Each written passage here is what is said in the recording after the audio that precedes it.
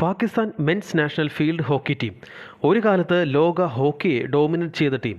Olympic gold medals, world cup victories, Asian dominance ഇവയൊക്കെ സ്വന്തമാക്കിയ രാജ്യമാണ് പാകിസ്ഥാൻ. പക്ഷേ ഇന്ന് ആ സെയിം ടീമിനെക്കുറിച്ച് പുറത്തു വരുന്ന വാർത്ത എന്താണെന്നറിയാമോ? നാഷണൽ പ്ലെയേഴ്സിന് ദിവസവും കിട്ടുന്ന ട്രെയിനിങ് അലവൻസ് വെറും 1000 പാകിസ്ഥാനി റുപ്പീസാണ്. ഇന്ത്യൻ കറൻസിയിൽ പറഞ്ഞാൽ ഏകദേശം 300 മുതൽ 350 രൂപ വരെ മാത്രം. ഇത് കേട്ട് പല പ്ലെയേഴ്സും തുറന്നു പറഞ്ഞത് ഇത് നാഷണൽ പ്ലെയേഴ്സിനെ അപമാനിക്കുന്നത് പോലെയാണ് എന്നാണ്. അപ്പോൾ എന്തുകൊണ്ടാണ് പാകിസ്ഥാൻ ഹോക്കിയെ ഈ അവസ്ഥയിലെത്തിക്കാൻ കാരണമായത്? ഒരു കാലത്ത് വേൾഡ് ചാമ്പ്യൻ ഇന്ന് സാമ്പത്തിക പ്രതിസന്ധിയിൽ മുങ്ങാൻ കാരണം എന്താണ്? ഇന്നത്തെ വീഡിയോയിൽ നമുക്ക് മുഴുവൻ കാര്യവും ഡീറ്റെയിലായി നോക്കാം.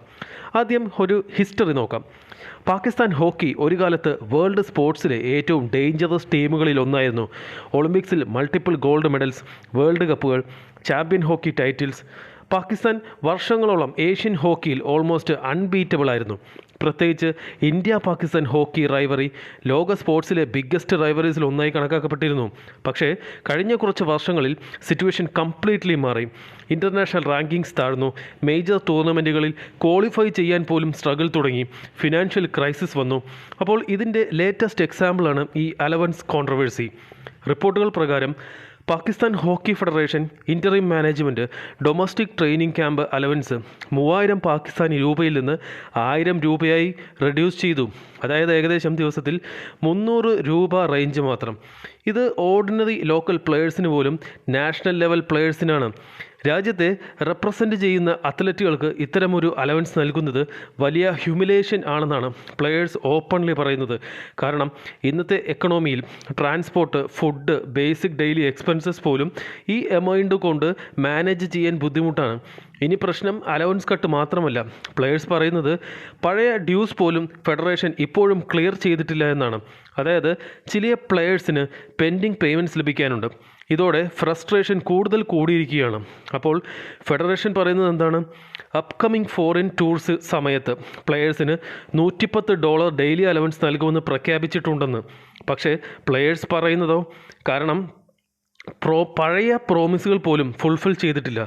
ഇതും കിട്ടുമോ എന്ന് ഉറപ്പുമില്ല എന്നാണ് അവരുടെ പേടി. ഇപ്പോൾ വലിയ ചോദ്യം, പാകിസ്ഥാൻ ഹോക്കി ഈ അവസ്ഥയിലെത്താൻ കാരണമെന്താണ്? എക്സ്പേർട്സ് പറയുന്ന ചില മേജർ റീസൺസ് ഉണ്ട്. ആദ്യത്തെ കാരണം പുവർ അഡ്മിനിസ്ട്രേഷൻ.